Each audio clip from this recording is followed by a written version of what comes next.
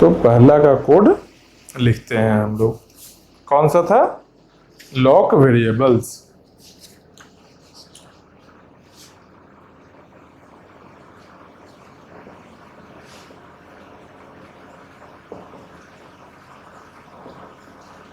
Lock variables, इसमें क्या होगा? इसमें एक लॉक होगा। ये लॉक का दो कंडीशन होगा। अगर 0 है मतलब कि CS फ्री है, और अगर 1 है मतलब कि CS बिजी है। तो 0 का मतलब क्या है? CS फ्री है। मतलब CS मतलब क्या? कंप्यूटर साइंस नहीं, CS मतलब क्रिटिकल सेक्शन। CS मतलब क्रिटिकल सेक्शन, जहां पर हम लोग को प्रोसेस को ले जाकर चेक करना है कि क्रिटिकल सेक्शन में कौन जा रहा है, नहीं जा रहा है, जा रहा है तो क्यों जा रहा है, नहीं तो क्यों नहीं जा रहा है। सारा कंडीशन को देखना है।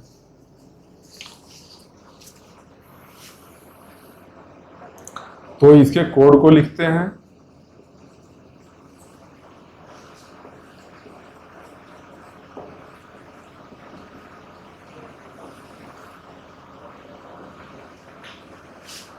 साइड से लिखते हैं, हम लोग को स्पेस मिलेगा। Load RI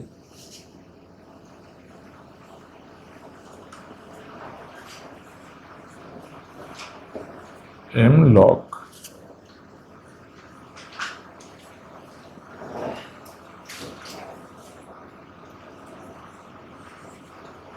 compare RI 0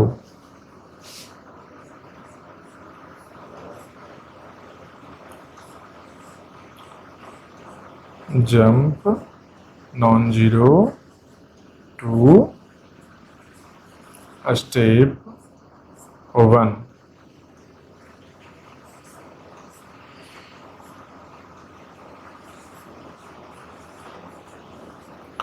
store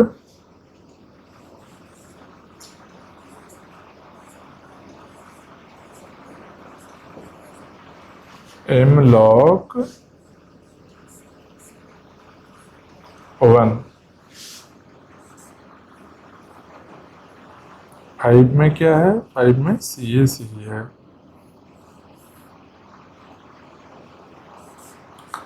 six में CS से बाहर आया तो स्टोर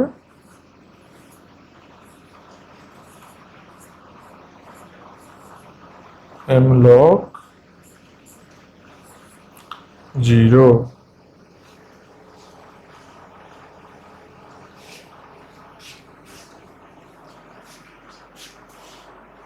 अब देखो यहां पर क्या है, यहां पर एक लॉक वेरिएबल है। लॉक वेरिएबल में क्या क्या है? अगर लॉक का वैल्यू 0 है मतलब कि CS फ्री है। CS मतलब क्रिटिकल सेक्शन फ्री है। अगर लॉक का वैल्यू 1 है तो CS बिजी है। ये पहले से बताया हुआ है। ठीक, अभी तक क्रिटिकल सेक्शन में यहां पर मान लो ऐसे एक क्रिटिकल सेक्शन बनाते हैं। क्रिटिकल सेक्शन, अभी कोई प्रोसेस है यहाँ? देख कर बताओ, इस बाउंड्री के अंदर में कोई प्रोसेस दिख रहा है? एक भी नहीं दिख रहा है। मतलब क्या है? CS फ्री है। फ्री है मतलब लॉक का क्या वैल्यू होगा? लॉक का भी 0 है वैल्यू। ठीक, अब एक प्रोसेस है P1, एक और है P2, बहुत सारा है। 2 के लिए चेक करते हैं, 2 में ही आ जाएगा सब। तो देखते हैं क्या, P1 के लिए रन करवाते हैं इसको। तो P1 जब रन करेगा तो क्या होगा? P1 जब रन करेगा तो क्या करेगा? इस सारा स्टेप को रन करेगा। तो P1 मान लो रन कर रहा है, तो P1 पहला स्टेप में गया तो क्या है, लोड RIM लॉक, मतलब लॉक का वैल्यू अपने रजिस्टर में P1 लोड कर रहा है। तो P1 का रजिस्टर का नाम क्या होगा, मान लो R1 है, R1 ऐसे लिखो लो, R1। तो इसका रजिस्टर है किसका, ये P1 का रजिस्टर है, R1 है जो P1 का रजिस्टर है। तो क्या कर रहा है, लोड कर रहा है रजिस्टर में लॉक का वैल्यू, लॉक का इनिशियल वैल्यू क्या है, 0 है। क्यों, क्योंकि CS फ्री है ना, तो CS फ्री होने पर 0 होता है, ये लिखा हुआ है पहले ही, CS फ्री होगा तो लॉक 0 है, या फिर लॉक 0 है तो CS फ्री है। वैसे ही 1 है अगर तो CS बिजी है, या फिर बिजी है तो 1 होगा। तो P1 का रजिस्टर R1 है, R1 में लॉक का वैल्यू लोड किया, लॉक का वैल्यू कितना अभी है, 0 है, तो यहाँ पर क्या लोड हुआ, 0 हुआ। कंपेयर किया R1 रजिस्टर को 0 से, कि R1 में जो वैल्यू है, R1 में जो वैल्यू है, ये वैल्यू है 0, जो 0 है क्या, 0 है या नहीं है, दोनों को कंपेयर किया। तो जब कंपेयर किया तो देखा क्या, 0 से कंपेयर करना तो सही में 0 है, 0 है ना, R1 में देखो 0 है। तो इसके अगला में जाएगा क्या है, jump non zero to step 1। अगर नॉन जीरो होता, अगर नॉन जीरो होता तो फिर से स्टेप 1 में जाकर फिर से वो लोड करता। अगर नॉन जीरो होता, R1 में जो वैल्यू है नॉन जीरो होता, मतलब नॉन जीरो में क्या होता, 1 होता, नॉन जीरो होता तब कहाँ जाता, फिर से स्टेप 1 में चला जाता, फिर से लॉक का वैल्यू यहाँ ले आता R1 में, फिर से वो कंपेयर करता, चेक करता, मतलब जब तक 0 ना हो जाए तब तक 1 2 3 फिर से 1 जाएगा, फिर चेक करेगा 1 2 3 फिर से 1 पर जाएगा, ये रिपीट होते रहेगा ऐसे ही जब तक रजिस्टर में वैल्यू 0 ना आ जाए। लेकिन यहाँ तो पहले ही 0 है, पहले 0 है तो क्या होगा, इससे एक स्टेप और आगे बढ़ेगा। यहाँ क्या है, स्टोर एम लॉक 1, मतलब लॉक में वैल्यू कितना स्टोर करना है, 1। तो यहाँ करते हैं ऐसे, लॉक, लॉक में इनिशियल वैल्यू कितना है, 0 है, यहाँ पर कॉपी करके ले आया। अब क्या बोल रहा है, फोर्थ स्टेप में एम लॉक में 1 को स्टोर करना है। लॉक में क्या किए, लॉक में 1 स्टोर कर दिए। इसके बाद क्या आया, इसके बाद क्रिटिकल सेक्शन में आ गया, कौन आ गया, इसके बाद क्रिटिकल सेक्शन में P1 आ गया है, आ गया ना P1। यहां पर क्या है, 1 है। अब देखो एक केस में आ गया यहां पर। अब P2 को देखते हैं, P2 आया, लोड किया, P2 का मान लो रजिस्टर है R2, लोड किया लॉक का वैल्यू, लॉक का वैल्यू कितना है, 1 है, यहाँ 1 लोड हो गया। कंपेयर किया 0 से, 0 है क्या, नहीं है, आगे आया jump non zero to step 1, नहीं है ना, फिर ये कहाँ गया, फिर स्टेप 1 में चला गया, फिर से चेक करेगा, फिर नीचे आएगा, फिर यहाँ देखिए नॉन जीरो, फिर से स्टेप 1 में जाएगा। मान लो कुछ टाइम बाद ये कौन चेक कर रहा है, ये P2 चेक कर रहा है, देखो P2 है, P1 तो ऑलरेडी आ चुका है यहाँ पर। अब क्या किया P1, देखो P1 क्रिटिकल सेक्शन से बाहर आया, तो बाहर आते समय क्या कर रहा है, ये स्टोर एम लॉक 0, मतलब लॉक में 0 स्टोर कर रहा है।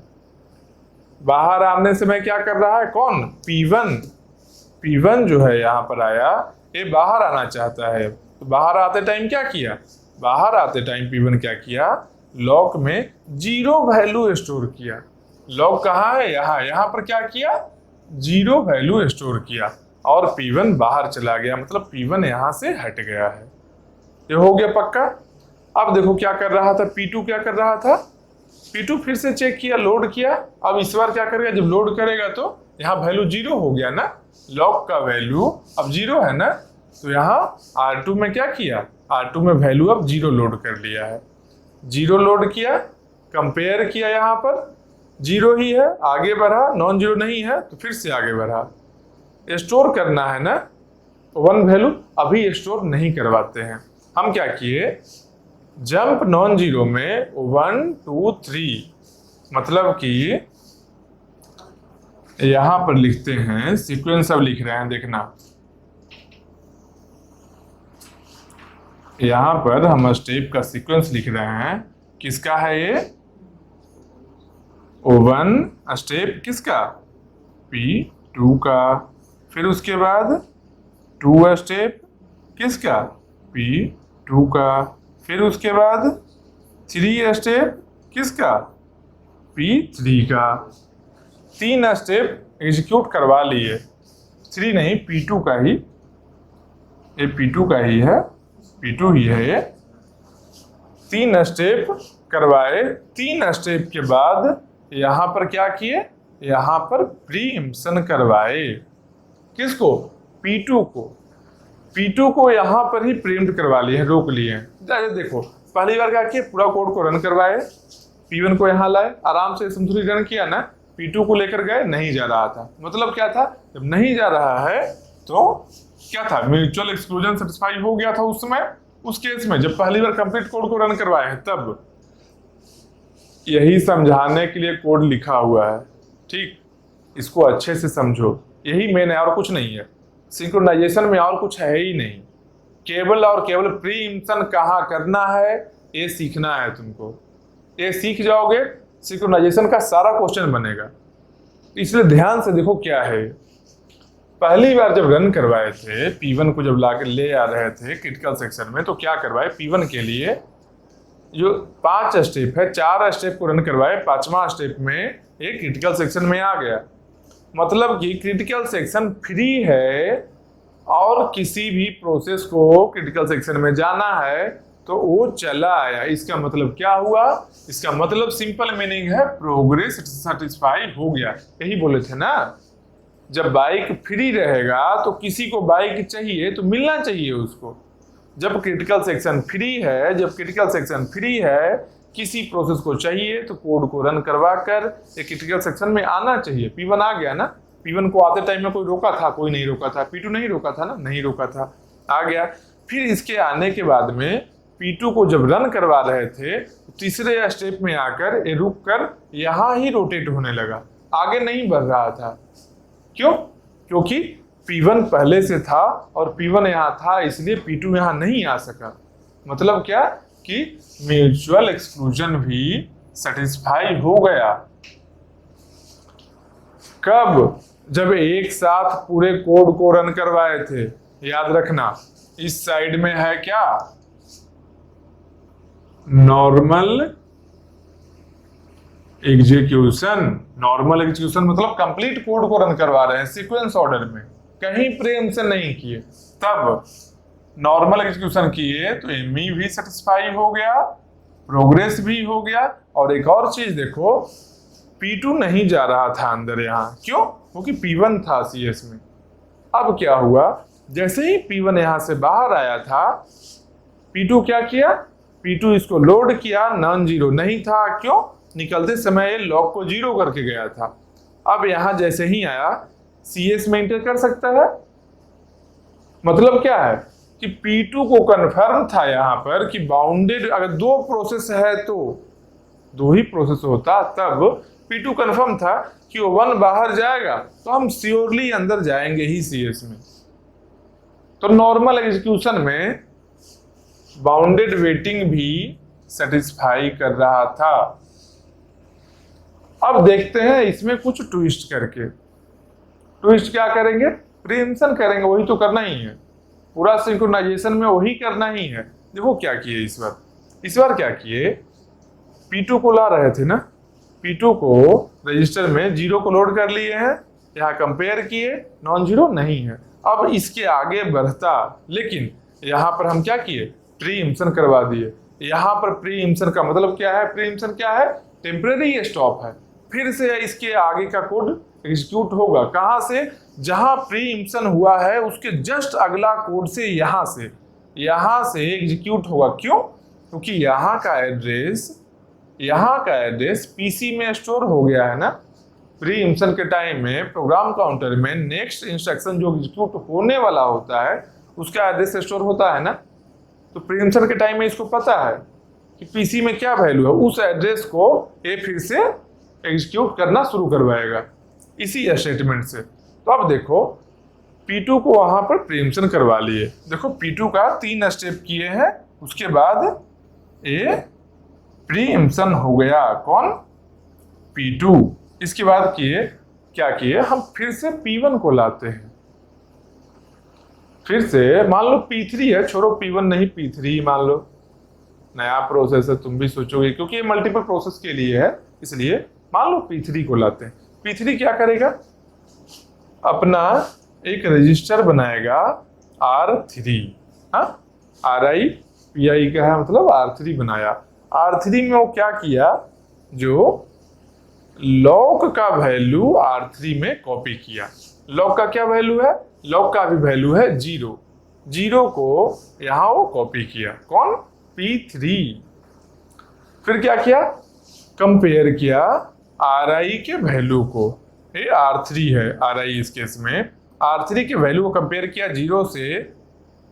अगर फिर इसके बाद में आगे गया, अगर नॉन जीरो होता तब ये 1 पर चला गया होता फिर से, लेकिन नॉन जीरो है क्या? ये नहीं, 0 है, मतलब ये फर्दर एग्जीक्यूशन करेगा। तो क्या किया? ये किसका था? P3 का है। ठीक, P3 में क्या क्या एग्जीक्यूट करवाया, यहां लिख लेते हैं अपना हम लोग।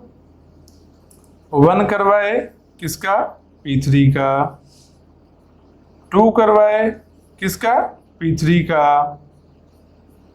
3 करवाए किसका? P3 का। अब 3 के बाद इसको रोकते नहीं है क्योंकि नॉन जीरो नहीं है ना, इसका वैल्यू क्या है? 0 है। फिर इसके आगे लेकर जाएंगे, P4 भी करवाएंगे, मतलब 4th स्टेटमेंट भी P3 का करवाएंगे। तो P3 का 4th स्टेटमेंट भी हम लोग एग्जीक्यूट करवा लिए। किसका? P3 का। 4th एग्जीक्यूट करवाए तो क्या किया? 4th में स्टोर 1 इन लॉक। लॉक में क्या किया? 1 स्टोर कर दिया। ठीक, लॉक में 1 कर दिया और इसके बाद CS में आ गया। कौन आ गया? P3 आ गया। P3 अब आ गया क्रिटिकल सेक्शन में, मतलब ये 5th स्टेप भी P3 का कंप्लीट हो गया। P3 का 5वां स्टेप हो गया ना कंप्लीट। अब इसके बाद देखो, अब हम आए फिर से P2 पर। P2 क्या किया? इसके प्रोग्राम काउंटर में इस स्टेटमेंट का एड्रेस स्टोर था, तो मतलब PC के वैल्यू के अकॉर्डिंग इस एड्रेस में जाएगा और यहां से ही एग्जीक्यूशन अपना स्टार्ट करेगा। स्टार्टिंग से नहीं करेगा क्योंकि इसका प्रीएम्पशन हुआ है, रुका है बीच में, इसलिए यहां से ही करेगा। यहां क्या किया? ये लॉक में 1 स्टोर किया, पहले से भी 1 है ना, फिर ये कट करके 1 ही स्टोर किया है। इसके अगला में क्या होगा? CS में जाएगा। यहां पर कौन आया? P2 आया। बस गेम यहां एंड हो गया। देखो P2 भी आ गया और P3 भी आ गया ना। P3 का 5वां स्टेप किए थे, इसके बाद में मान लो ऐसे लाते हैं। इसके बाद का स्टेप है किसका? P2 का 4th स्टेप किए, मान लो 4th किए किसका? P2 का। 5th किए किसका? P2 का। 5th में क्या हुआ?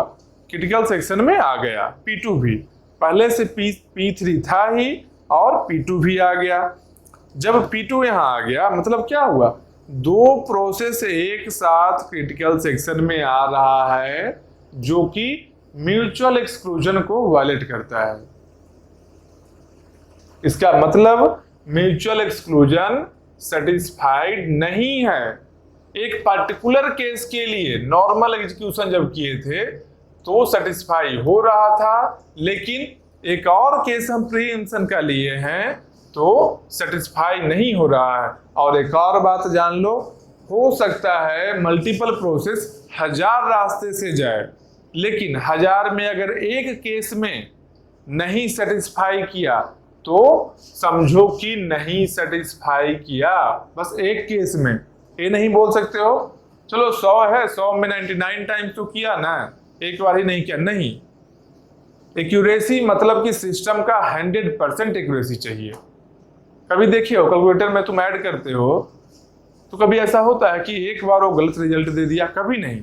अगर एक बार भी गलत दे देगा ना, वो कैलकुलेटर को कभी कोई यूज कर ही नहीं सकता है। वही बात सिस्टम के लिए भी है, एक बार भी गलत नहीं चाहिए। तो क्या हुआ, म्यूचुअल एक्सक्लूजन सेटिस्फाई नहीं किया। प्रोग्रेस करेगा क्या, हाँ कोई नहीं रहेगा, कोई यहां है ही नहीं। कोई नहीं है मतलब क्या, या तो कोई आया नहीं, या एक और केस है कोई आया लेकिन ये बाहर चला गया। बाहर जाते टाइम लॉक को तो जीरो करके ही जाता है ना, लॉक जब जीरो रहेगा तो यहां से इंटर कर जाएगा। जीरो रहने में तो इंटर कर ही जाता है ना इजीली।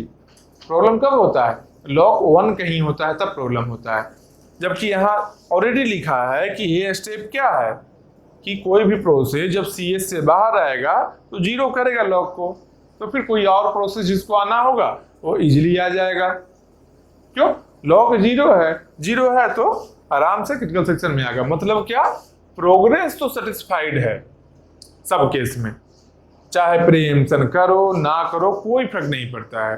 क्यों, क्योंकि चेंज जब होता है, चेंज आप तो बोलोगे क्या कि अच्छा ऐसा बात है, प्रोग्रेस कैसे सेटिस्फाइड हो गया।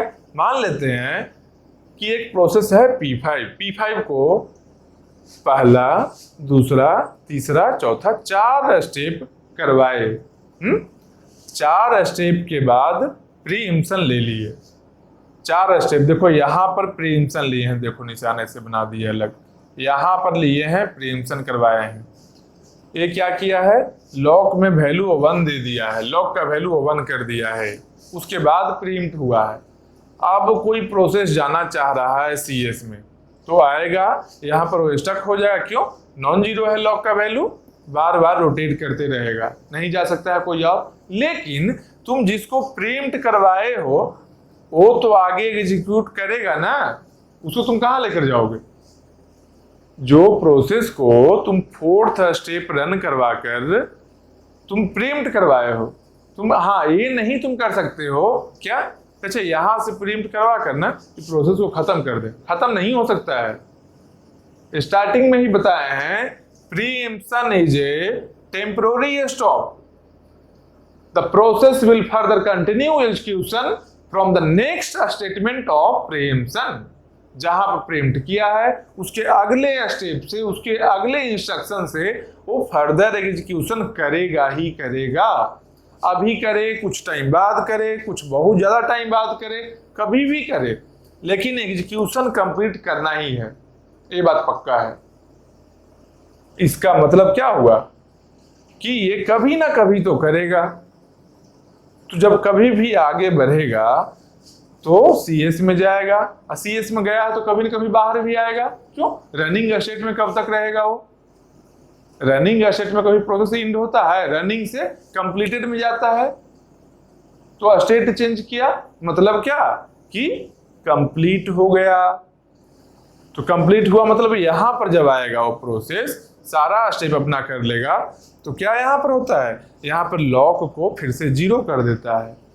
मतलब कि जो प्रोसेस को जाना है फिर से जा सकता है ना। किसी एक प्रोसेस को अगर चाहिए होगा, CS फ्री है तो जा सकता है ना। इसका मतलब क्या है कि प्रोग्रेस हर एक हालत में किसी भी सीक्वेंस में ले, कुछ भी प्रीएम्पशन करवाएं, प्रोग्रेस हमेशा ही सेटिस्फाई होगा। म्यूचुअल एक्सक्लूजन कुछ कुछ केस में नहीं सेटिस्फाई होगा, इसका मतलब कि नहीं लेना है हम लोग को। ऐसा नहीं कुछ केस में है तो ले लेते हैं, नहीं, एक भी केस फेल हो रहा है मतलब कि फेल हो रहा है, बस यही करना है। तो एम सेटिस्फाइड नहीं है, प्रोग्रेस सेटिस्फाइड है सारे केस के लिए। और बाउंडेड वेटिंग का आप देखते हैं, बाउंडेड वेटिंग का मतलब क्या था, प्रोसेस को पता होना चाहिए कि कितने टाइम बाद मेरा चांस आएगा। तो मान लो यहाँ पर एक प्रोसेस है P1 जो CS में जाना चाहता है, एक P2 है, P3 है, P4 है, P5 है, P6, ऐसे बहुत सारा प्रोसेस है। मान लो P2 गया, P1 को चाहिए था लेकिन P1 नहीं जा पाया है, P2 पहले चला गया। जब P2 बाहर आया तो क्या हुआ, P2 मान लो यहां ही है, P2 जब बाहर आया उस समय P1 पहला स्टेप में है और P3 है जो दूसरा स्टेप में है।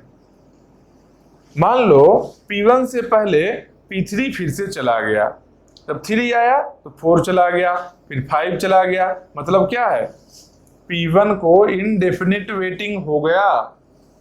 इसका एश्योरिटी नहीं रहा कि कौन सा प्रोसेस CS से बाहर आएगा तब हम जाएंगे। मतलब 100% गारंटी नहीं रहा इसके पास में कि कोई पर्टिकुलर प्रोसेस है जो CS को फ्री करेगा, उसके बाद में हमको चांस मिलेगा, नहीं रहा ना। इसका मतलब क्या है कि मल्टीपल प्रोसेस जब है तो किसी को गारंटी नहीं कर सकते हैं कि ये क्रिटिकल सेक्शन में जाएगा ही जाएगा। मतलब क्या, जब 100% एश्योरिटी नहीं है तो बाउंडेड वेटिंग भी सेटिस्फाइड नहीं है। एक क्या था, रामायण महाभारत जो चला ये क्या था, यही करना है। लॉक वेरिएबल्स जो सॉल्यूशन है हम लोग का, ये क्या देखे कि ये सही सॉल्यूशन नहीं है। बता रहे थे ना स्टार्टिंग में क्या बताए थे कि कुछ सॉल्यूशन सही होगा, कुछ सॉल्यूशन गलत होगा। तो ये क्या है, सॉल्यूशन है लेकिन गलत सॉल्यूशन है। क्यों? क्योंकि केवल प्रोग्रेस ही सेटिस्फाई कर रहा है, एमई भी नहीं सेटिस्फाई किया और बाउंडेड वेटिंग भी नहीं। जबकि सिंक्रोनाइजेशन के लिए क्या चाहिए था, तीनों ही सेटिस्फाई करना चाहिए था। 3 में कितना सेटिस्फाई हुआ, बस एक ही किया। तो ये सॉल्यूशन रॉन्ग सॉल्यूशन है। अब इसको अच्छे से देखो और समझो, जो बात बताए हैं एक बार में ऐसा लगे कुछ मिस हो रहा है, नहीं क्लियर हो रहा है, एक बार और सुनो। क्योंकि क्या डिटेल हम बताए हैं ये हमको अच्छे से पता है। जो माइन्यूट से माइन्यूट डिटेल भी चाहिए, जितना भी कोई भी छोटा डिटेल चाहिए, सारा डिटेल को हम यहां पर बताए हैं। तो एक बार देखो, क्या तुम लोग कैमरा वाले भैया के जैसे हो गए हो? कैमरा वाले भैया बिजी हैं, वो नहीं समझते हैं बात को, इसलिए तुम लोग को समझना है। कैमरा वाले भैया का शादी हो गया है, वो लाइफ जी लिए, उनका बच्चा भी है, बच्चा पढ़ाई करता है और बहुत अच्छा है पढ़ाई में। और गार्जियन को क्या चाहिए, बच्चा का फ्यूचर सही होना चाहिए। चलो, तो ये चीज क्या हुआ, लॉक वेरिएबल। पानी पी लेते हैं। जानते हो आज मार्कर नहीं है ब्लू वाला, मजा नहीं आ रहा है। मार्कर चाहिए तीनों कलर का। हम चाहते हैं बोर्ड कलरफुल दिखना चाहिए, रेड ब्लू ब्लैक तीनों। ग्रीन लाएंगे, रुक जाओ, ग्रीन के लिए बोलना पड़ेगा। बताए मैनेजमेंट को, अभी तक बिजी खुद में रहता है भाई, सब लोग अपने आप में बिजी है। सुने तब तो कोई सुन ही नहीं रहा है। तुम लोग सुनो, कम से कम तुम लोग के अच्छे के लिए बता रहे हैं, एक तुम लोग काम आने वाला है इसीलिए।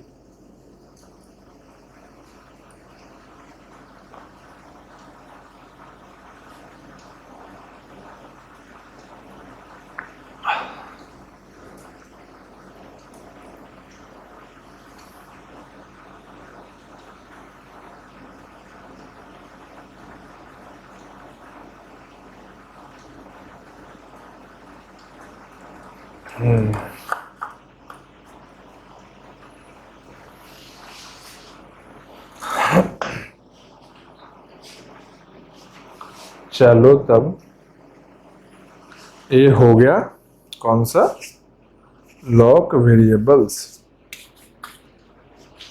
उसके बाद हम लोग क्या करेंगे, नेक्स्ट देखेंगे, नेक्स्ट क्या कुछ है।